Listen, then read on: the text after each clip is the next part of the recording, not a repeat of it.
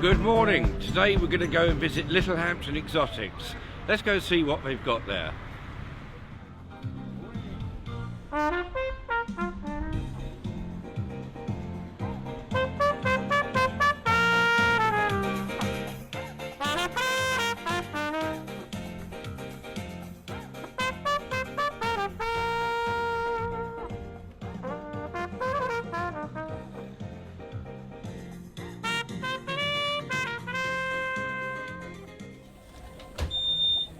Good morning, Mike. How you doing, mate? So Mike, tell me a bit more about your lovely unique shop you've got here. So basically we are a pet store, first and foremost, but ultimately we specialise in herpetology, which basically means that we specialise in reptiles and amphibians. And the idea of the shop was to give out the best information we possibly could to ensure those animals were kept properly, and then worry about the sales later. And with that sort of idea, the sales have come in the end.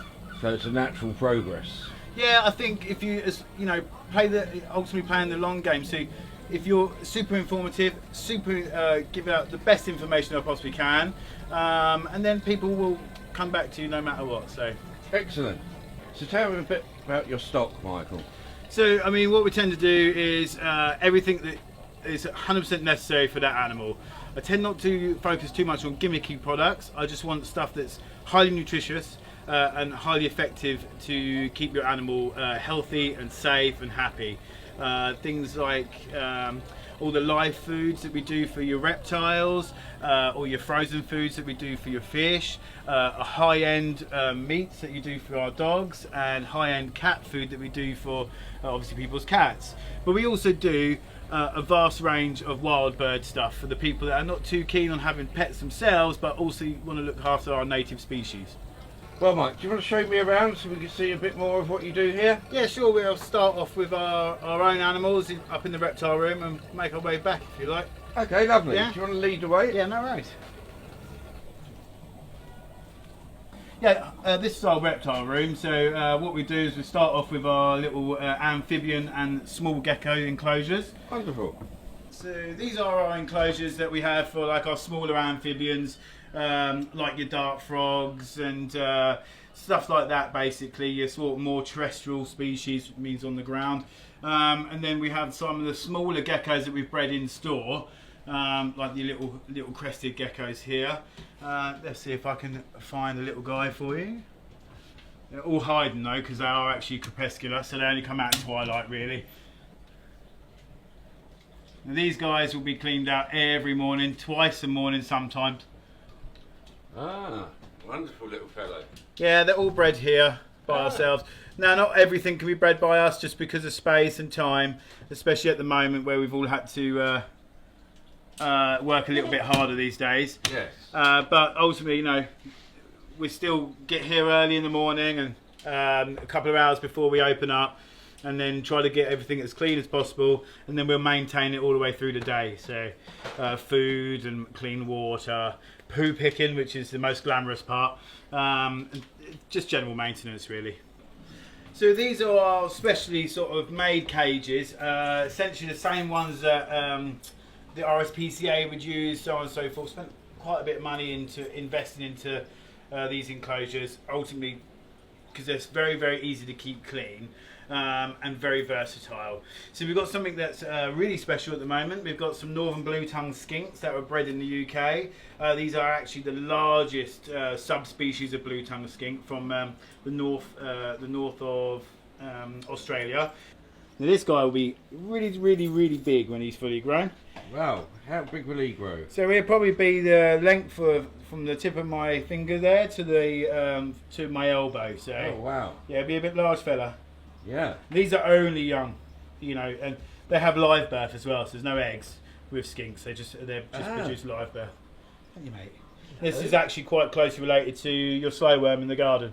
Oh really? Yeah, absolutely. It's just that he still has his legs. Yeah. No, I remember catching slow worms when I was a kid. Yeah, absolutely, yeah. I think it's where it all comes from. I mean, things like that, frogs and slow worms, you start with that sort of thing. Dinosaurs, obviously, you're into. We obviously know now the birds are probably more dinosaur than the reptiles per se. But, you know, it's that sort of progression, and then you just get into reptiles as an older guy. So, and then eventually you just sort of get really into reptiles, which will bring you on to one of our biggest species that are our own animals. So who have we got in here, Mike? So this is Amelia. Now, she's my Cuvier's dwarf caiman. So she's actually the smallest crocodilian on the planet. So she's actually a caiman. So she's more related to alligators than she is to crocodiles. But her plating is the heaviest armour plating out of all the species of crocodilian. So even though she's very, very small, she's very, very tough. Wow. I've had her for about 6 years now. She's been in Littlehampton this whole time. Originally purchased from a gentleman that just couldn't keep her any longer. And we obviously took her on. I have quite a passion for crocodilians, so I was very fortunate to be able to take her on and give her a nice home. So Mike, what's these three little cuties we've got here? They're known as bearded dragons. They're actually one of the most popular reptile that people keep as pets.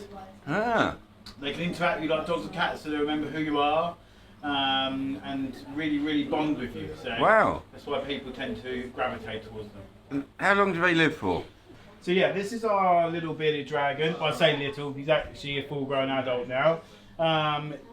He's about 10 years old, so he's will produce babies for us, so we can obviously know where all our babies are coming from. Yeah. He's really, really stunning. He has a really nice diet of mostly vegetables now. He will, in fact, transform from when he's a baby. He'll have 80% protein and 20% veg. And then as an adult, which is about 18 months, because they become mature very quickly. Yeah. It will be the other way around. So it will be 80% veg and 20% protein. So yeah, his diet will consist mostly of things like locust. Hello. He will also have a pinky mouse once a month, maybe very max, because it's really good for him because it will contain all D3, etc., etc. So, He doesn't eat mares then? no, he doesn't eat mares. He's all right. He will sit on me all day if I want him to. No. Just chilling. So Mike, who's this big fella in here? So this is Monty. Now he's our Burmese Python. He's arguably one of the oldest Burmese pythons in Europe, if not the world.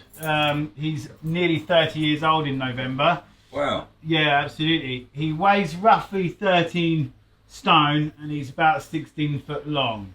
Now he actually is one of the biggest species of python. He's the 4th largest species of snake on the planet. He does not eat humans. He's not interested in anything like that. And I have a huge infinity for him. So I adore him, you know, more than anything else, really. Because without him, we wouldn't be here today. So he's been in Littlehampton for about 15 years. Really? Yeah, he was much smaller when he first came. So my father took him on when he worked at the other pet store that we had across the road there. Yeah. And then I took him on as Dad got a bit older, and he got much larger. What a fantastic story. Right, Mike, thanks for showing me around. It's been really great, really informative, and some great animals to see. And it's been really good. Thanks so much. That's no problems. But before you dash off, Right. I think that we're probably going to get you involved a little bit. And we're going to show you one of the simpler species to clean and look after, especially as a youngster. Well, we're going to show you one of the royals that we're going to get you to change the water in. Now, they're generally not too mucky because they only eat sort of once every 2 weeks anyway. So we'll pull this guy out. Very, very simple. Super tame. Super easy. Now, the reason why we keep these guys in slightly smaller tubs is because most snakes are essentially agoraphobic. Ah, didn't know that. So all we do is we're going to take the lid off. And then we're going to whip out his plant for us, so you can actually have a go at that. If you put some of your hand sanitizer on as well, and then just pop that to one side. What we're going to do is take the hide off slowly so he doesn't shock him, and then we can take the animal out. So what you do is you open palm, and you sort of put your hand over him, and then you can gently pick him up. There you go. And then pop him into his house. Oh, bless. There you go. I'll stick the lid on him. Little dig around in his substrate, make sure there's nothing left behind. It's cool. And then what we do is take this bowl out. You pour this bowl into the dirty bucket. Now we can use this because it's only antibacterial. So if it's really, really dirty, we would obviously soak them, but as it's not, because they only got done properly yesterday, we would just give it a spray on the inside and then a wipe out, and then only half fill the water, so when you put it back you don't splash it everywhere. And there you go. And then all you're going to do now is construct his enclosure again, so his hide will go back in, and then his plant will go back in, and then your little guy can go back in after. I'll just take him from behind there, and then we can pop him back in and let him do his own thing, back into his little plant, like that. Yeah, he's off, he's exploring. He's trying to find a place to hide. And there you go, that is essentially cleaning out your pet snake. Well, what a great visit to Littlehampton Exotics today. Mike's a very knowledgeable man. He has so much stuff here. I've learnt so much and it's been really enjoyable. So I stress to everyone, come down and learn a bit. It's a really fascinating shop. Cheers, Mike. See you next time.